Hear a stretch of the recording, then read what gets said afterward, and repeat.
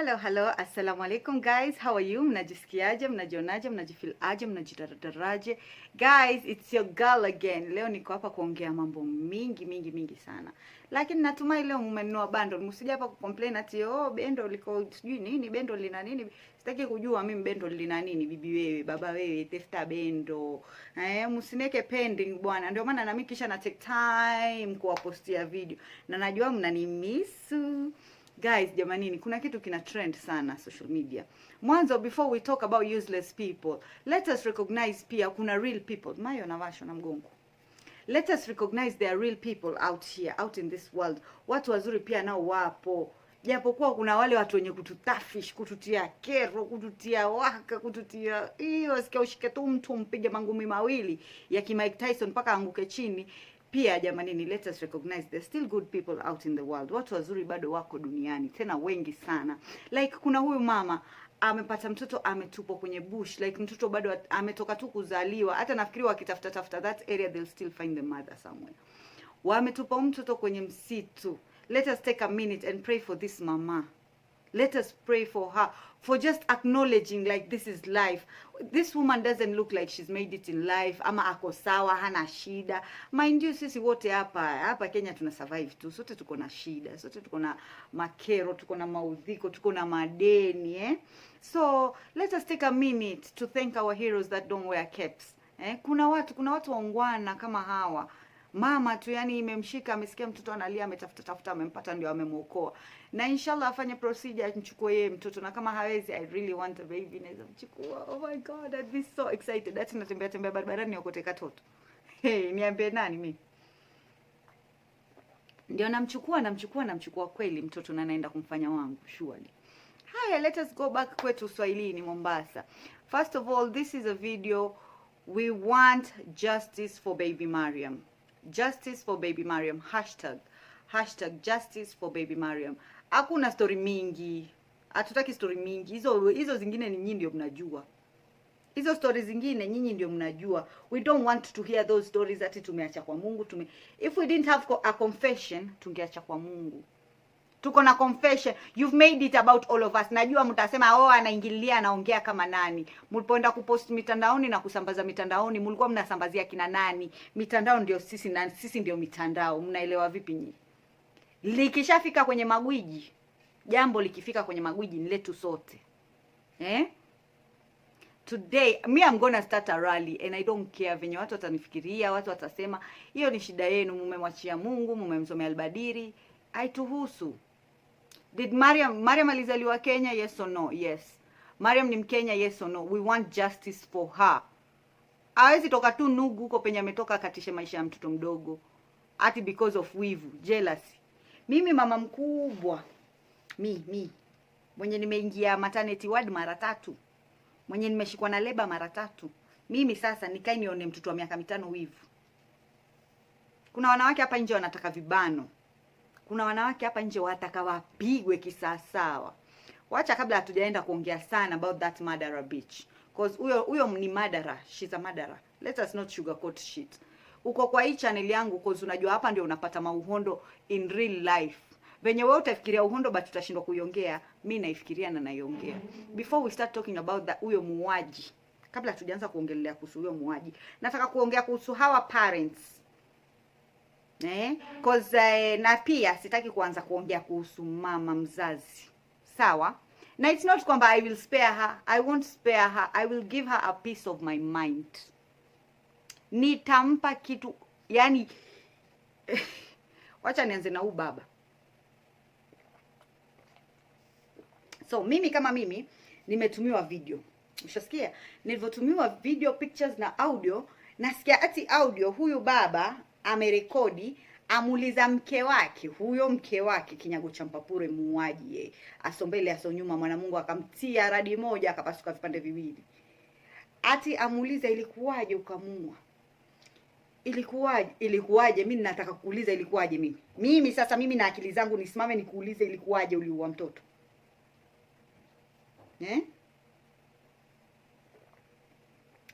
Sisi Waswahili tunapotezaga step sana. Ngalia what's her name, the girl mwenye alifariki na nani with the guy Walamo Marlali. It's not kwamba ati they have money, no. They valued their daughter's life. Na that's why walisimamia. Sawa wameachia Mungu, no one can bring her back, but still, unajua, if I was to be murdered, I'd want my murderer behind bars, unajua, serving time. I wouldn't want to see fake people, like, mi najua these people are fake, because pengine spirit yangu, who knows, maybe spirit yako inakuanga tu mahali, and you're watching these people, wakisema, tunamwachia Mungu, and this bitch confessed, you know. Huyu mtu ameadmit makosa yake, amesema mimi ndio nimefanya. Kisha hati aulizwa, ndio maana ulinilazimisha kwenda msikiti. Sasa huyu mtu ambaye anaweza kuua mtoto wa miaka 5, ni mtu ambaye ati anamwamsha bwanake ende kuswali msikiti usubuhi fajiri. You're evil, Sharmuto Swalihina. Kisha ati na yeye asema, mimi nilienda tu nikaswali fajiri, nilipotoka ndo nikaenda nikachukua mto, nikaingia nao chumbani nikamfinika. Ulikuwa unaswali nini exactly? Ama mimi ndio sielewi maana kuswali. Maana yake mimi nikiswali hivi, nikimaliza kuswali basi wasitaki hata kushuta. Sitaki hata kukojoa, anasema nibaki kidogo na ile udhu. Hata malaika akinipita ni dare ama nipige kumbu. Wewe wamaliza kuswali uenda direct uchukua mtu uenda kuua mtoto. Wewe unswali nini? Wengine ndio mimi huwa naambia watu. Unajua mimi huambia watu na watu wanaona wao Sabina uongea too much shit. Mimi siongeangi shit. Hakuna shit mimi nazungumza. Ndio mimi naambia watu. Kuna watu watakuja kushangaa mnamkuta Sabrina ndio yule siku ya kiyama yuingia mlango wa peponi. Walai mtalia, mseme sisi tulikuwa twaswali. Sisi tulikuwa twafunga. Sabrina alikuwa akiva spaghetti. Mbona ingia peponi? Mtaleta bonga la strike. Mtakuja kushangaa. Mimi hamtaniona tena mtandio ama nije hapa niwafundishe kuswali kama mkufundishwa madrasa kuswali au mambo yenu bwana. Hiyo shida yenu, si shida yangu. Mimi niko hapa kuwafundisha mambo ya life. Unajua, so msi expect ati mimi nije hapa na unafiki nimevaa mtandio. Sawa, siku za Ramadhani navaa mtandio for my own. Not for you, the audience. Me, I don't care about the audience. Venye mtanichukulia, it's okay with me. Imagine it's okay. Mimi, ndio pale unaambiwa, unajua hata huyu ibilisi, huyu Lucifer, tunaweza pata siku ya kiyama na yeye aishie heaven pia.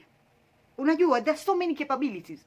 Kama kuna ustadhi alikosa kuingia peponi, akaingia malaya peponi kwa kumpa mbwa maji. Hajawahi swali hata siku moja maishani mwake. Hajawahi toa zaka, hajawahi sadaka, hajawahi fanya lolote.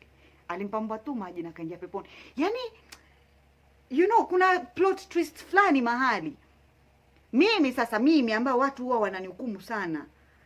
Nikimaliza kuswali, wallahi billahi, hata kama ile lesson tatupa kando, lakini nitaka mahali hivi, yani nifikire tu dhambi zangu, niseme sitaki kushuta, sitaki kukojoa, sitaki kuvunja udhu mpaka next swala time. Unajua ile swala ni purification. Swala ni purification. Prayer, sisi tulivyofundishwa Waislamu, hata najua ya Kikristo pia ni purification, to purify your heart, your spirit, your body as a temple, you know.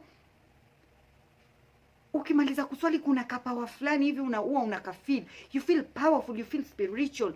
You feel like I don't even want to ruin anything. Unaona?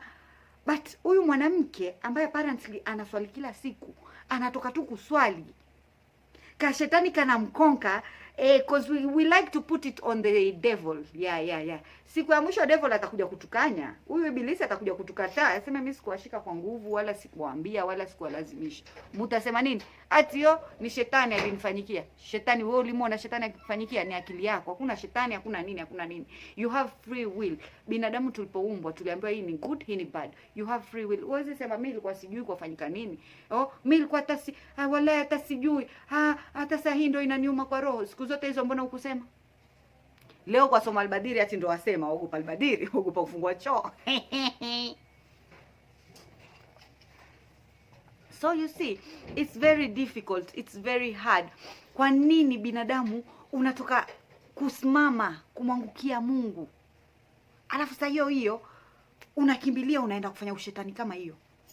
Hakuna kitu kama shetani aliniingia ati ilikuwa sijui nafanya nini. My dear, ulikuwa unajua unafanya nini? You're a murderer. Kisha huyu baba, shameless man, very shame. I don't care your mourning. Hata sisi tumefiliwa na watoto. I really don't care. At this stage, I don't care that you're mourning. Hiyo ni shida yako. Unaona? Kweli Mungu alikuwa ameandika huyu mtoto maisha yake yatakatika muda fulani. Mungu alikuwa shaandika. Lakini wewe baba pia, it's in your hands. Ati baba amuuliza huyu mke wake, ati utaniambiaje ilifanyika tu? Wewe umekuwa ukigombana na Mariam siku zote hizo. Kwanza nikuoe vita ni Mariam, vita ni Mariam. Kwanza nikuoe wewe vita ni Mariam. Kwanza nikuoe vita ni Mariam. Huyu Mariam ni mke mwenzako. Mind you, Mariam mwenye tunaongelea hapa ni mtoto wa miaka 5. Wewe kama mwanamume, baba mkubwa, madude zako zimekatua hapo, unajua kuja kuparaga huyu bibi. Huwezi fikiria something is wrong with this woman for her to be competing with a 5-year-old. You can't think. Sijui ni illiteracy inatusumbuanga, sijui ni uswahili, sijui ni ushenzi. Unajua sometimes hata ushenzi inachangia. Pengine hata ni ushenzi tu. Ati ndio maana umekuwa ukikosana naye, hata Idi ulikataa kwenda nyumbani sababu ya Mariam. Wewe ushawa huyu mwanamke, ushamwona ana mashindano fulani na mtoto wako wa kike ambaye ni miaka 5. Unajua si mtoto ati ni teenager. This kid is not a teenager mwenye mimi kama bibi wa pili nitaingia kwa nyumba tuanze kushindana, mara amenisonya, unajua, mara amekata kuosha vyombo, mara amekata kufanya nini, you know. It's not like that. Huyu mtoto ni mtoto wa 5 years old. Huyu mtoto ni mtoto wa miaka 5. Si hata mtoto wako anashindana na mke mwenza, ama wewe kama mama wa kambo. Huyu mtoto si mtoto wako mnapigania nini na mtoto wa miaka 5. Wewe mama mkubwa unajua hata kufanya doggy style. Umbo wewe. You know? It doesn't make sense kabisa. This father, so many red flags. Wacheni niwaambie my bros out there. Manake saa hii siwezi ongea na mababa zetu. Mimi hata babangu pia alifanya mablanda mingi alipokuwa na wao huko nje. Me personally, when my father divorced my mother, aliachana na majukumu yetu watoto yote. Mind you, I was 16. Tulikuwa tumezoeshwa life poa, all of a sudden imekatika. I don't blame him.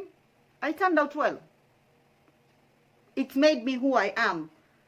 But what if something happened, you know? Kwa nini uache kufuata majukumu yako wewe kama mwanamume because umeoa bibi ya pili? So unasahau wale watoto, ni kama una divorce paka na watoto wako. Kwa kuwa alioa bibi wa pili akawa haangalii watoto kule kwa bibi mwingine. Hiyo ni tabia mbaya. Mimi from my experience ilinitokea. And sawa, huyo bibi ambaye anaolewa pia anafaa yeye kama mwanamke. Unajua kuolewa mke wa pili si makosa. Lakini saa zingine kaa na yule bwanako, mwambie vipi wale watoto kule umewatupa wewe wanahangaika. Unajua leo ni watoto wa mwenzako, kesho ni watoto wako mama wewe. Sisi tumehangaika sana sababu ya baba yetu kukataa majukumu yake kwa kuwa amedivorce na mama. Lakini alhamdulillah tumefika tunapofika. You think I turned out bad? I think I'm very good for a girl my age. Sijipatangi kwenye maujinga mingi. You know, these are lessons you learn, sawa. But wewe kama baba, alafu una expect ati huyu baba baadaye anakuja anakuambia, sijui nisaidie 3,000, nisaidie 2,000. Wewe mzee mpumbavu nini? Unajua, akwendangi hivyo. Mimi ulinitupa. Literally, ulinitupa. Mtoto wa miaka 16 una expect akatafute wapi? Una expect akatafute wapi? Kuna mambo mingi sana mtoto wa miaka 16 wa kike ambao anaweza kujiingiza ayafanyi. Mambo mingi sana. Ama mtoto mdogo, kuna mambo mingi sana yanaweza kumtokea wakati baba unakata matumizi nyumbani. Watoto wamezoea kupata kila kitu, wewe unakuja unayakatiza. I know wengi mtasema, Sabrina, kwa hivyo na wewe ulifanya sijui nini. Imagine sikujiuza kwa hiyo miaka yangu, sikuwahi kujiuza wala sikuwahi kuuzwa, wala mamangu akuniambia toka ukajiuze. Nilikuwa na dhahabu safe mzima, ndio zilomaliza kunisomesha, ndio zilokuwa zikitulisha. Maana yake tulikuwa hatuna kazi, hatuna lolote. Tulibakia kuuza dhahabu mpaka tukazimaliza. Ndio akiba yetu. Mtu ufaliwa na chake, ama mtu ufaliwa na cha mtu ufaliwa na cha jirani. Ndivyo tulivyofaliwa sisi. Lakini mama yetu hakutoka hata siku moja akatuambia tokeni, baba yenu haleti kula, kwa hivyo tokeni mwende huko kutubumburusha. Kutubwagiriza kwa baba, hakutubwagiriza, alikula na sisi shida. Tumepitia shida, mateso, magonjwa, tumeyapitia yote. Na ndio maana unapata baba hata anajirudisha kwenye maisha ya mtoto akifika miaka 20, mtoto ameenda huko amekuwa sijui celebo, amekuwa na vipesa baba anaanza rudisha kwenye maisha ya mtoto. Mimi nakutimua. Kama we ni muhuni, mimi ni muhuni, mimi nakutimua. Hapana tambua. Hapana tambua. Kwa sababu ni ujinga, kwangu mimi ni ujinga, haijawahi ni make sense. Ati unaoa bibi mwingine kwa kuwa sasa umepata sijui ni kuma ya gold. Umepata huko kiduchu cha gold, unaona hata wale watoto wangu niliwapea divorce, niliachana nao. Kosa la pili la huyo baba. Kosa la kwanza, ali ignore all the red flags about this woman. Kwani what was this woman giving her? Kisha paka anamuuliza, ndio maana ulikuwa unataka kunifanyia kombe. Waswahili mmeoza. Waswahili jamani, tukazaneni. Haya maisha sasa sio. Wewe mwanamume mtu mzima wafanywa kombe, unshida gani? Ni kama alikuwa amezoea tu kupewa makombe, anafungwa, anafanywa mjinga. Ati ni bibi alikuwa amesema vile, umeshtuka sana. Huyo bibi hajui wewe ulimuua mwanawe ndo akashtuka. Kisha ndo muje mumfanyie tena kombe. Sasa huyu mwanamke amecompete na huyu mtoto, ameona hapati mapenzi ya kutosha, amemuua, ameona bado hakuna hata mapenzi kabisa kwa sababu sasa baba ana majonzi na mwanawe. Ameona sasa ati akamtengenezea kombe amsahaulishe msiba wake. Shen's type.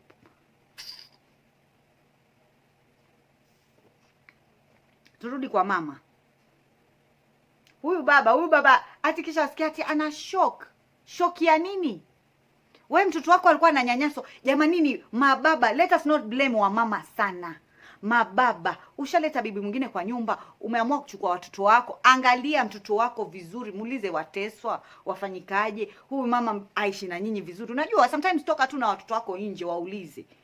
Si ati wewe baba unkaa hapo apigirizwa mikombe tu. Utafungwa, ufanywe shoga, utapewa kombe lingine, waambiwa ngombe, mara tutakuwa unaungua dada yetu, wakati wapiga uondo. Baba ke mtu, komeni, msinwe vitu, makombe, sijui mke anakuambia kutengenezea kombe, sijui mamake mke anakuambia kutengenezea kombe, akutengenezea faluda, mother in law kutengenezea faluda kivipi? Tabia za kishenzi tu. Ati mother in law, asijui tena hata si mother in law, bibi anatoka tokako, anakuja na kibakuli. Anakuja na kitupa cha kombe. Tekesha mtakufa, mtafanywa mashoga na makombe mengine hayafai. Ushasikia? Twende kwa mama. Wamama nataka kuwasuta leo hii. La kwanza nataka kuambia, ndovu hashindwi na pembe zake. Hamali haati mzigo katikati ya ndia. Hamali ukiamua wewe kazi yako ya uhamali, wakati ulijua ukabeba mimba, ukangojea mpaka miezi 9 ukaizaa, ulikuwa ushaamua karia yako ni hamali. Beba mzigo wako mama. Beba mzigo wako. Ati kisha naona hii interview which made me more angry. Ati sasa family ya mama watoto anaongea tena very confidently. You know, mpaka I was wondering, is she a donkey? Huyu ni punda, ni binadamu anaongea ama ni nini? Unajua shida ya Waswahili ni nini? Mswahili ataka aonekane yeye ni mtu mwenye hekima sana, yeye ni mtu mwenye kufuata dini. Unajua, well you're not. You're stupid and ignorant. Hata kidini waambiwa, ingekuwa yuko Saudia mwa mtoto namna hiyo angeachwa. Kichwa kwa kichwa, kama mwajua dini ni hivyo. Sasa huko kwetu hairuhusiwi ati kwa kuwa mtu amekulia mtu wako na wewe umu. Basi peleka mahakamani, peleka polisi, there are right procedures about this thing. Ati tumesema wajua mambo ya sheria tachukua time. Time gani? Washi kwa majambazi, magangster. Itakuwa mwanamke mpumbavu mwenye alifinika mtoto mto ya uso. Huyo ni kumshika bap. Yes, kuna mtu hapa ameconfess kitu fulani. Njoni mumbebe. Hakuna hata kesi hapo yani. Hakuna hata kwenda sijui kotini, hakuna koti. Maana yake asha confess mwenyewe. Koti hizo za nini? Yeye ni kupewa time yake, aende aserve time yake huko, mtoto akimtokezea. Unajua? Batati sisi hatukutaka kwenda serikali, maana yake itachukua muda, alafu pia tutamtia huyu baba matatani. Kumbe mwajua mtamtia huyu baba matatani kwa sababu huyu baba mauaji yametokea kwake.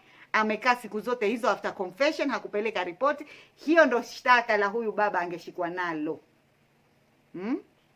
The fact that huyu baba alikuwa anajua yule mtoto anamistritiwa pale na yeye yuko pale ndani ya nyumba, angekuwa na shida. Ati hatukutaka kumletea shida, maana bado kuna mtoto mwingine. Wajua baby Mariam alikuwa na ndugu yake. Sasa tukimtia kwenye shida, maskini huyu mtoto mwingine atangaliwa na nani? Na bado tutataka muangalie. Bado mtaka muangalie, mtaka muue. Huamvi? Bado mwataka mwangalia ama bado mwataka alete mwingine ajauliwe na huyu? How useless is this mother? Ama pengine unajua tunaweza kuwa tumekaa hapa tunajajuu mama, but pengine ako na disability fulani, pengine ni kilema wa akili, pengine ni kilema wa mwili, pengine sisi tumekaa hapa tunamjudge, but maybe she can't raise kids. That's why the father has to do it. Ushauliwa mtoto wako wa kwanza in the hands of this father. I'm not saying the father killed her, but he was there. He has a percentage of fault. That kwamba alikuwa na hiyo jukumu ya kuona kwamba kuna kitendo fulani kinatokea, but he didn't take any action. So he is responsible.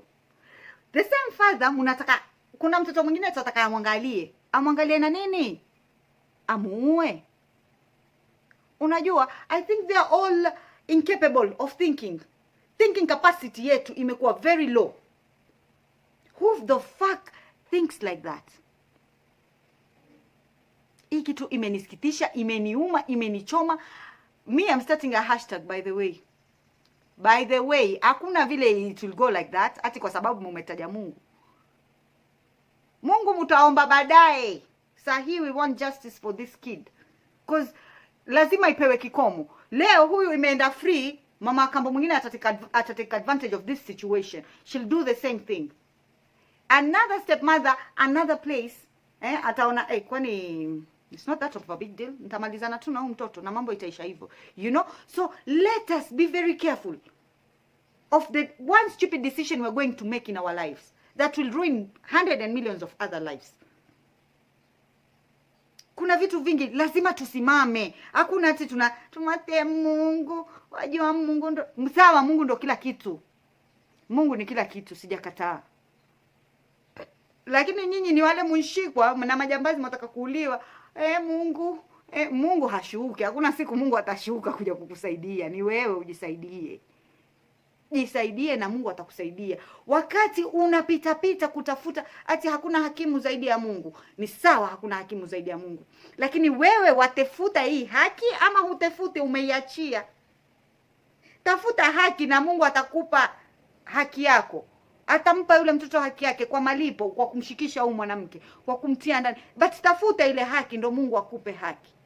Lakini usiseme ati namwatia sijui nini. It's not in your hands mwanzo kumwachia. Mwanzo tuko na serikali sisi. Tuko na serikali, lazima serikali ifuatwe bwana. Hakwendangi hivyo. Atio tutamwachia Mungu, wajua alirudi akamwona mtoto. Mwanzo yule mtoto tayari ashadhulumiwa. Ameshadhulumiwa. Let us put it in mind. Mtoto ameshadhulumiwa. This one relative, you know these aunties this.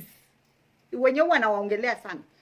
Just comes from nowhere, ana describe paka venye mtoto alipatikana, ulimi umetoka nje, macho zimetoka nje, amejikojolea. Wewe mtu mzima unafikiri ukinyongwa sasa utajikojolea? Unafikiri kutoa roho ya binadamu ni rahisi? Lazima mikojo itakutoka kivyo vyote. Kama ni kuuliwa lazima mikojo itakutoka. Sasa ilikuwa na haja gani wewe kutuambia hiyo ujinga yako yote kwamba mnasamea huyu mtu kisha mtushikishe tena hasira mtuambie venye mtoto ilikuwa? You know, it doesn't make sense. Na bado mnataka kuachia huyu baba mtoto mwingine ale. Why?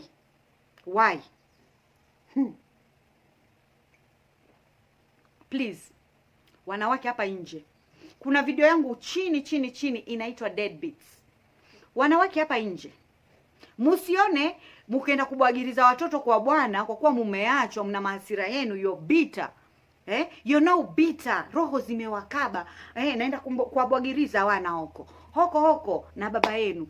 Sijui nini. Musione you're punishing the guy. You've never punished a man, never. Haujawahi kupunish mwanamume kwa kwenda kumtupia watoto wake. Huyo mwanamume hata siku ya leba alikuwa. Wacha tu niwaulize tu. Let us go very real with this topic. You know this is a very sensitive topic. Siku ulikuwa unaumwa uko maternity ama uko labor ward ama penye tu ulikuwa. Was this man even there? Waambiwa mwanamke kuzani kama kuvunjika mifupa sijui mingapi. Huyu mwanamume, huyu babake watoto wako, hili gumegume lako ambao uenda kulibwagiriza watoto wewe, lishawahi kuvunjika hata mifupa miwili kwa mara moja? Halijui uchungu. Wanaume hawajui uchungu. Kwa hivyo don't think in your wildest thought kwamba wapata sasa madada. Your wildest thoughts yani sasa zinakuja, uko na hasira. Nimeachwa. Ngoja. Madada wanakuja hapo.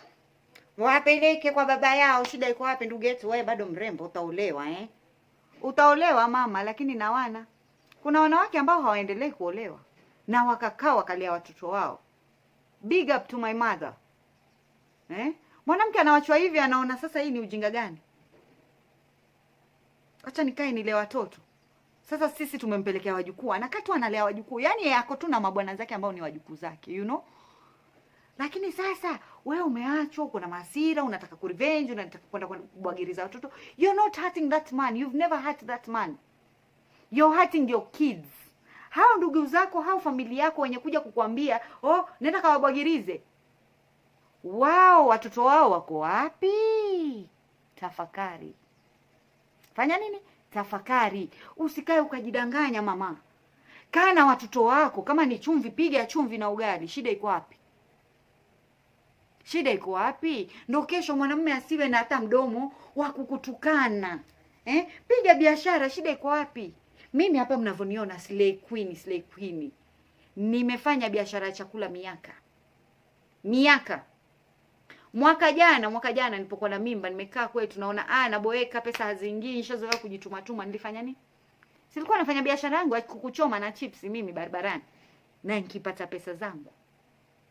Mwanamke ni kujituma, mwanamke sio makeup, mwanamke si shangaza kiuno, mwanamke jitume. Usisikie hata ukaambiwa hawa mama wa kuuza viazi vya karai hawapati kitu. Wapata faida. Mimi nishauza viazi vya karai, mimi nishauza maragwe chapati, mimi nishauza chipsi kuku, mimi nishakuwa na kibanda changu cha mama ntilie. Ndio maisha yangu yalivyoanza. Mimi siwezi kushindwa na maisha Nairobi kwa sababu kila siku watu wataka kula. Nikikosa huu nashika huu. Kabla mtu ufike yani last option, sasa ngojea sasa kujiuza mwili wangu tundo, sasa kujiuza mwili wangu. Wamama wangapi wanajiuza? Mungu anaona. Sisemi si advocate, lakini Mungu anaona. Ndio pale unapata mama kama yule mwenye shida, legit shida. Si hawa malaya kwenda kujiuza ili wapate kununua kiatu kipya, wapate kununua iPhone 12, wapate kununua sijui begi lipya. Hao ni shauri zao, hao ni kujitakia, wanafanya ni starehe zao. Lakini kuna yule mama atasema, jamanini, ngoja niende hata kama ni siku mbili nipate kidogo nianze biashara. Ndio pale unaona mtu anatoka siku ya kwanza hivi ameenda kupiga rodi, apata yani zare. Apata mtu amwambia mimi nitakuweka, mimi nitakuoa. Kaa utulie. Waelewa vipi? Kwa sababu Mungu anaona huu mja wangu hakwenda kufanya zinaa kwa sababu yuataka kufanya ile zinaa. Ameenda kwa sababu ana shida, wanawe wadhalilika nyumbani hawana kula. Wanawe hawajenda skuli, waona watoto wa jirani waenda skuli, wao hawajenda skuli.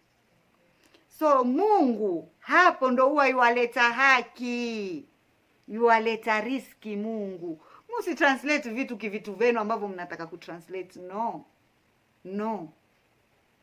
Na mtu yuwaona kwamba huyu mwanamke yule mwanamume kule yuamdhulumu, haangalii hao watoto. Huyu mwanamke amefanya biashara zote imeshindikana. Ameona watu sasa pengine ana maswahiba, amwambia bibi tukatafute mabuzi tuyatune, watoto talipwa fizi, watoto tafanywa hivi. Unajua inakujanga tu na influence. Hakuna mwanamke atakatu peke yake aseme mimi wacha leo nitoke niende pale barabarani nikatafute gari ambalo litasimamisha linibebe. Hakuna mwanamke huwa yafikiria hivyo mwenyewe.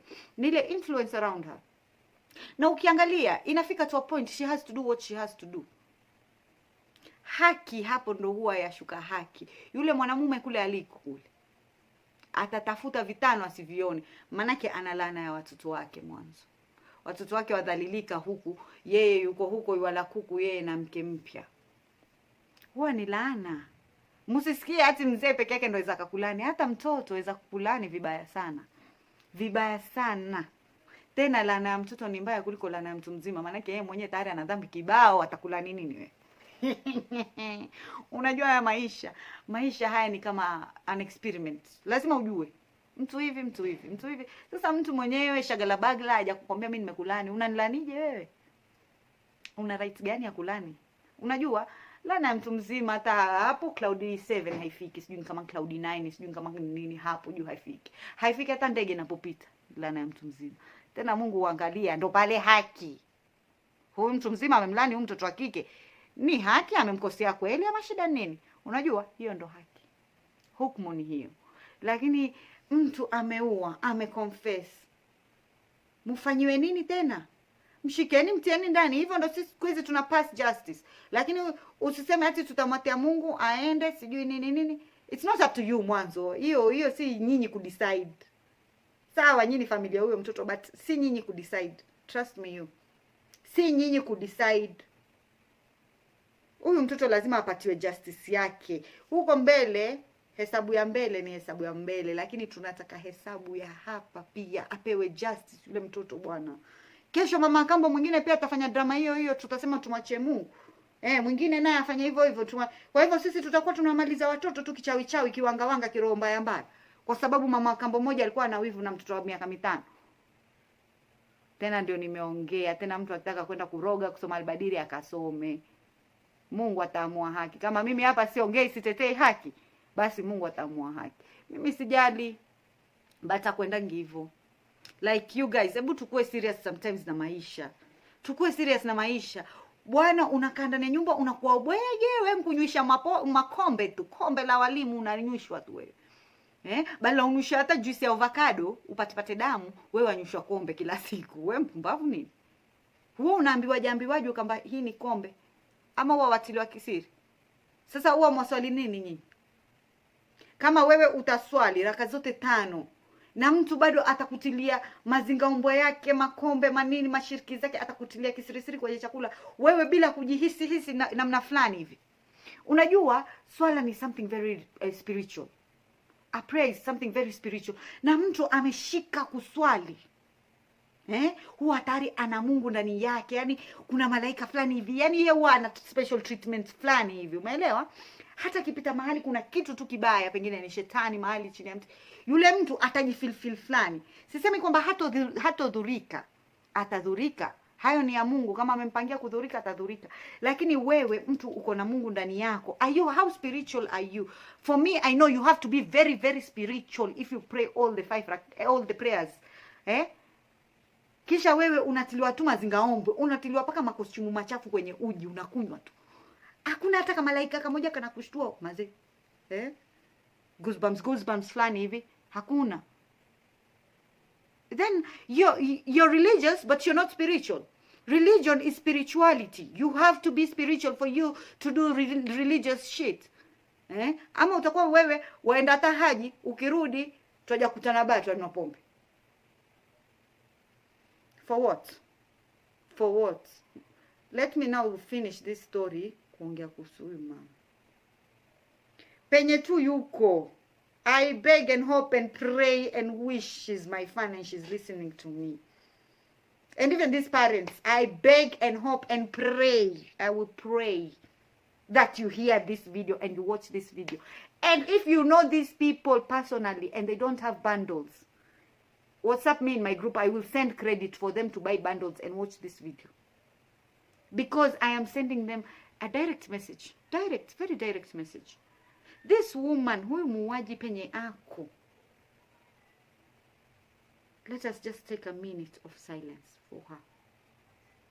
May she take herself and go turn herself in. Ajipeleke tu polisi mwenyewe. Mimi hapa kama binadamu.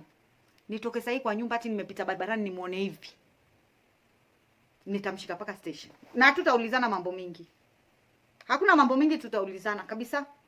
You know? Kwa nini wamemtrendisha basi? Ama walikuwa wanataka kuwa celebrity? Wamemtrendisha ili wapate justice ya mtoto. Kisha all of a sudden wanatuletea plot twist fulani hapo ya kipumbavu. Why? For what reason, you know? It doesn't make sense to me at all. Penye huyu mwanamke yuko, Mungu ampe la kumpa. Mungu ampe la kumpa. Mungu amfanye aingiwe na babaiko, hata hilo babaiko paka akaconfess. Amzidishie babaiko. Amebeba kichwa cha mtoto mdogo. Mtoto hujui kesho angekuja akawa nani. Mtoto hujui pengine kesho ndo angekuja akatutengenezea dawa za corona. Mtoto hujui kesho ndo angekuja akawa kina mama nani? Mama Samia, you know? Hawezi jua. Umemkatizia yani hivyo tu, yani kisharati tu. Jueni msherati huyu. Yani huyu mwanamke ni sharmuto tu. Sharmuto tena swali hii na for what reason? Why are you even praying? Kuna watu wanachezea Mungu shere hapa nje na inauma. Usichezee na Mungu shere. Pressure imenipanda. Usimchezee Mungu shere. For what? Wewe unajua wewe ni mtu mchafu.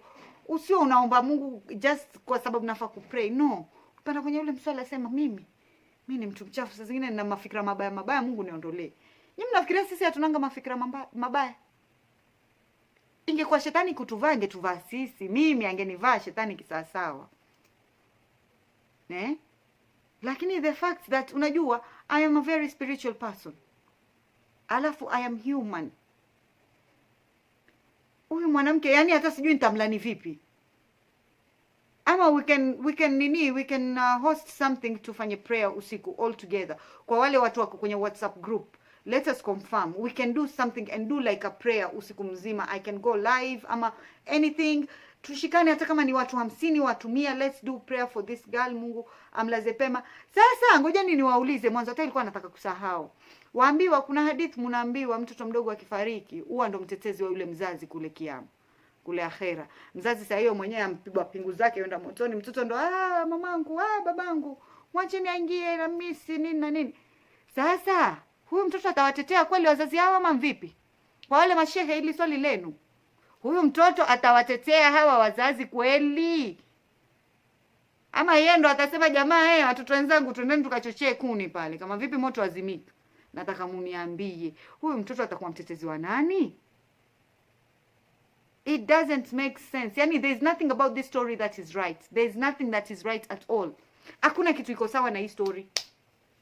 Let us, okay, for me and the few people that I know, the few people that I've met hapa kwa YouTube, kwa Instagram, kwa Facebook, I'm thinking we can host like a dua for her, like usiku, Mungu ampe like the real justice she deserves, We need to see this woman punished. Sawa Mungu pia anaweza kumpunish, lakini let us make her an example so that these are the other women that come in and ruin other people's marriages and ruin children's lives, wajue kuna sheria. Sawa Mungu yuko, lakini pia sheria iko. Sheria iko. Kuna sheria na mkono wa sheria ni mrefu, mkono wa serikali ni mrefu. Msituambie ati sijui historia ya Mungu, hata Mungu atampunish. Sawa Mungu atampunish, lakini Mungu atampunish wakati anakula githeri huko, kama ni wapi, kama ni Shimo la Tewa, kama ni wapi. Alafu nataka sasa akitiwa huko Shimo la Tewa apambane na wahuni wa ukweli. Si wahuni wa kuua mtoto mdogo, wao si uhuni. Ndio nataka aende apambane huko sasa. Unajua, we can set her as an example. #Justice for Baby Mariam. #Justice for Baby Mariam. Akwendangi hivyo. Hatuwezi kukubali. Hiyo ni shida yao. Watake nini, hiyo ni shida yao. Sisi haituhusu kabisa. Wala pia maombi tutamwekea mtoto. Kama ni dua tutamwekea mtoto. Mungu amlaze pema maskini. Yani amepitia kitu.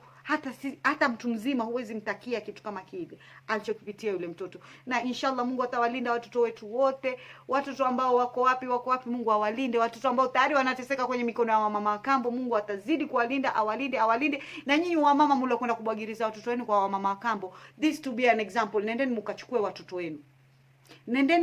watoto wenu. Anzisheni miradi.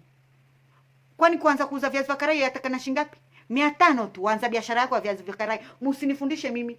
Utasikia mtu asema nitaka 10,000 nianze biashara. Biashara gani hiyo 10,000? Biashara gani ya 10,000? Grow some balls women. Wanawake, let us grow. Sisi ni viumbe wazito, roho zetu ni nzito. Unajua, tujitume. Kama umeenda kuangusha watoto wako kwa mama kambo just to punish the man, nenda kachukue watoto wako, lea watoto wako. Mungu hata wakosesha riski. Hapo ndo haki huwa inashuka. Mungu hatawahi kukosesha mtoto riski hata siku moja, as long as anaona shida yenu. Trust me, wewe mama pia. Wewe kama mama weza jipata pia wapata riski yako sababu ya watoto wako waishi nao. Kila mtoto yuaja na sahani yake. Wewe mama weza ukawa umewapeleka kwa baba, pengine hata ndo mambo yako mikosi, umefungikiwa mambo yako, hakuna maendeleo kwenye maisha yako sababu huna watoto wako, umewatupa kule. Yule mama na yule baba ndio wamekuwa wafaidika na nyota za watoto wako. Sasa ile riski walikuwa wameandikiwa watoto wako. Unajua saa zingine wewe mama unaweza kuandikiwa unakosa riski. unakosa chakula lakini mtoto wako pengine leo ndo siku mtoto wako anapata riski. Mtoto wako ako kule. Anateswa, riski inaenda kwa mikono ya mtu anatesa mtoto wako.